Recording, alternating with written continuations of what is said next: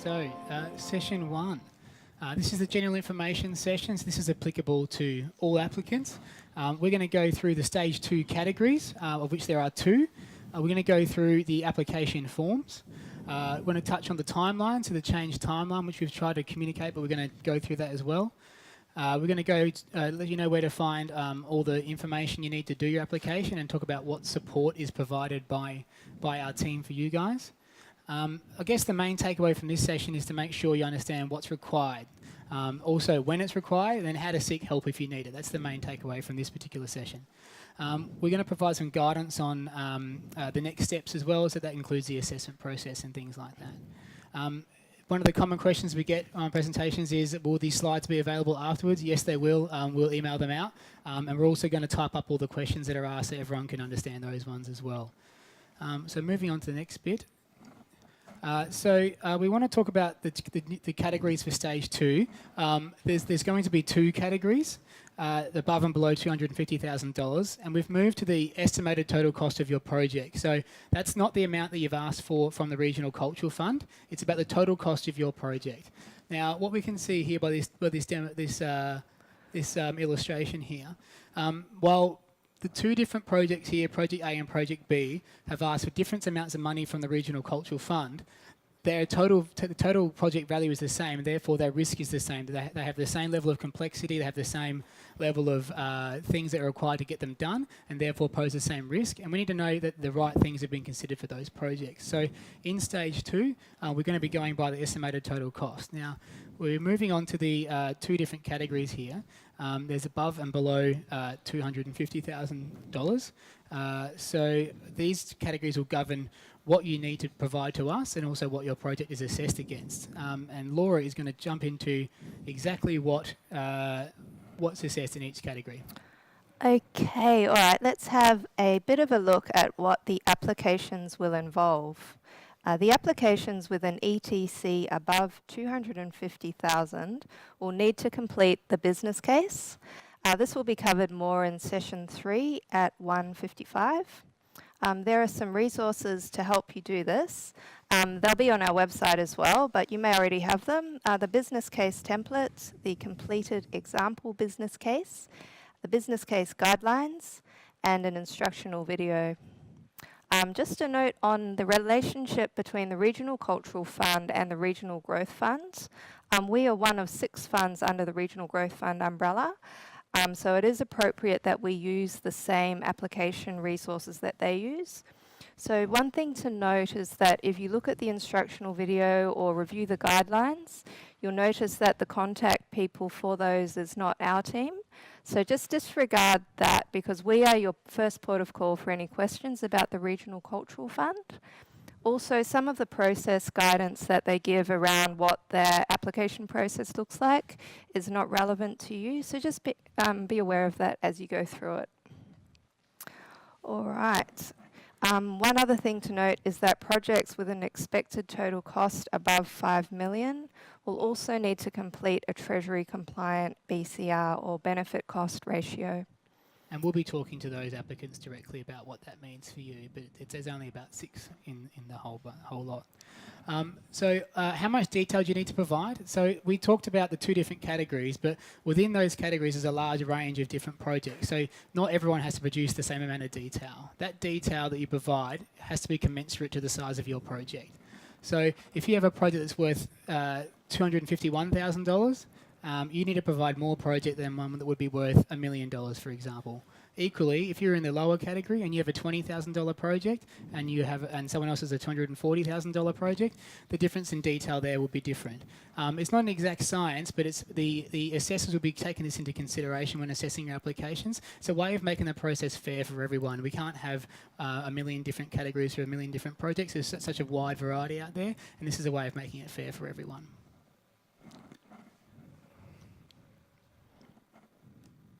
Oh, the timeline, that's me, sorry. I told you we'd make a mistake. So the timeline, as we've announced to everyone, it's been extended. It took much longer to get through the applications than we anticipated. We got many, many more than we anticipated. And then the necessary approvals and things like that took longer. So we have extended the due date for the Stage 2 applications to the 3rd of April. That will give everyone enough time because, of course, you're only finding out now what you need to do, so there's no possible way you could get it done by the 15th of January like it before it was. So we've extended it, and so that is the day after the Christmas break, as well, Easter break, sorry, as well. So it's on the Tuesday after Easter. It's due at midday this time, not at midnight. Some people had some technical difficulties with Smarty Grants, and obviously we went around to help them. So we've moved it to midday. So if there's some issues with things, we'll be able to be on the phone to help people through that and make sure there's no anything with that. Will you tell us about the RCF objectives? All right, so here are the Regional Cultural Fund objectives. You may recognise these from the Expression of Interest guidelines in Stage 1. This slide is just an FYI, so as Jared mentioned before, this slide pack is going to be available for you along with some notes. We'll be referring back to this in sessions 2 and 3, so we just wanted to get you familiar with it here. But the main concept is understanding these objectives is the first step to getting some clarity on the assessment process for Stage 2.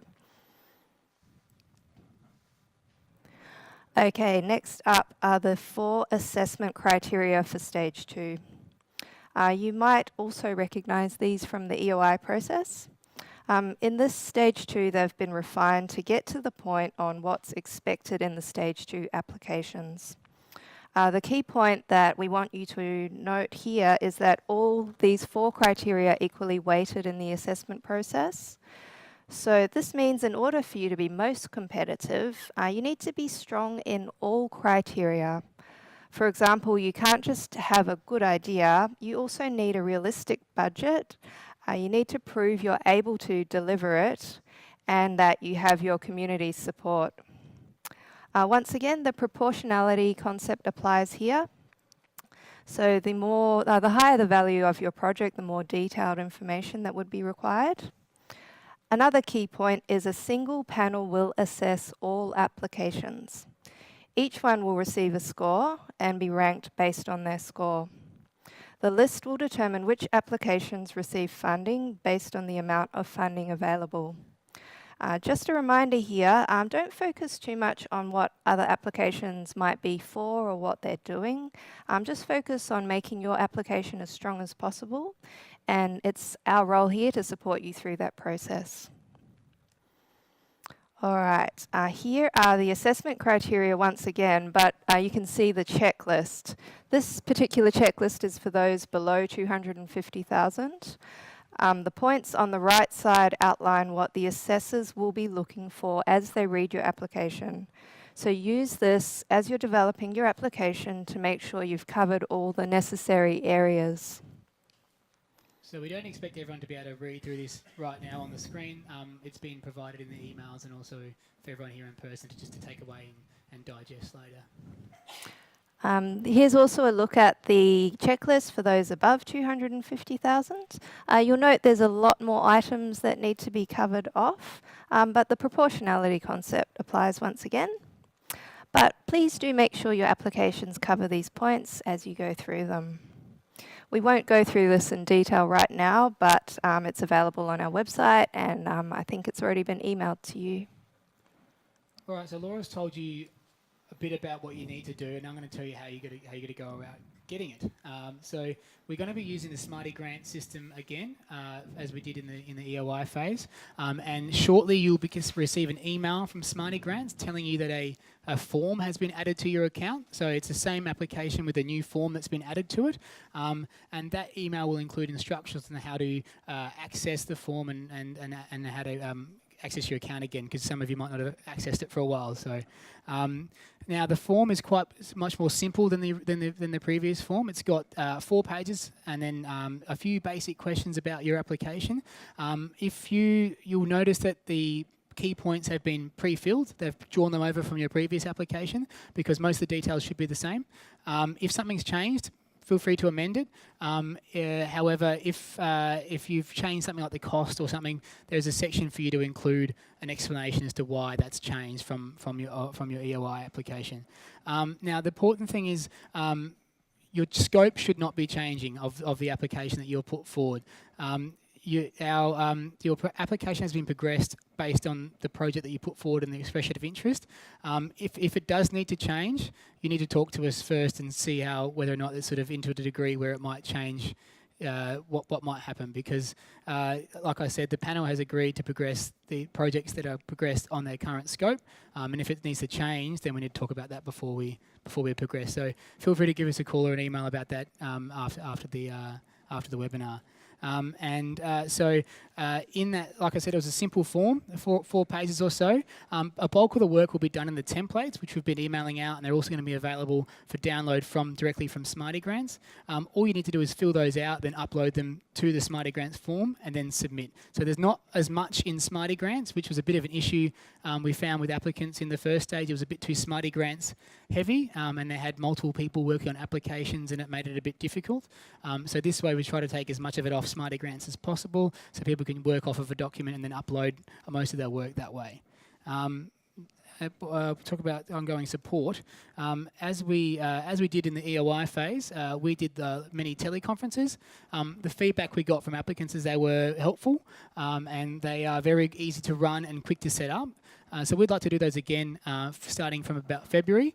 But in the meantime, if you've got a question or a topic that you'd like us to cover in the teleconferences, please let us know, and we can start to develop some material around that, because we want to base them based on what you need and what you need to understand, rather than us trying to pick it for you. So the more feedback we get, the better, and we'll try and craft those teleconferences around your needs.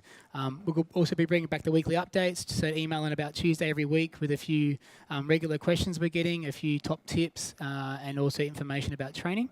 Obviously the phone and email line is always there for you. So do you want to give us a reminder of what those numbers are, Laura? All right, so for those of you who remember our phone number, it's unchanged, and also our regional at arts.newsouthwales.gov.au inbox is still open. One thing we'd like to just let you know is that our office will be closed from 22nd December to 8th January. However, if you do have a question during this time, please feel free to call in and leave a voicemail or send us an email, and we'll get back to you once we're back on board.